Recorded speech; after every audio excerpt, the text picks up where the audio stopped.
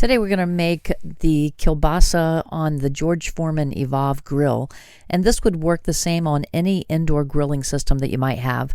And if you'll check the description, I'll put a link to some similar grills to what I have. This particular model is not available anymore, but Amazon does have others that are similar, so I'll link those for you in case you're looking for something.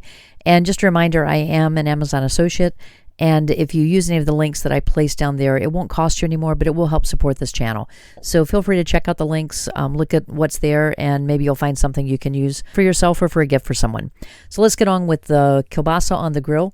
The first thing we want to do is we want to preheat the grill to 375 degrees. What I'm using in this recipe today is the turkey kielbasa from Hillshire Farm. And I cut it into fifths, so each one's about 4 inches or so long.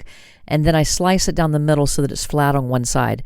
So I do this so that it doesn't roll off and it's easier to cook it all the way through. So you want to place it on your preheated grill, flat side down. That'll keep it all together. And once you've loaded up as much as you can on there, then you're going to close it, and you're going to want to set the timer for 6 minutes. I did this in 2 batches. The first batch that I did, I set for 6 minutes, but then I took an extra minute on it. And then the second batch, because the grill was hotter, I only had to cook it for 6 minutes.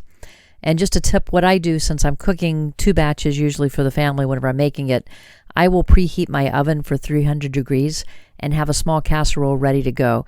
And whenever the batch is done the first time, I'll take those off, put them into the casserole, and keep it hot in the oven at that 300 degrees and covered so that it doesn't dry out, but it stays warm and ready to serve.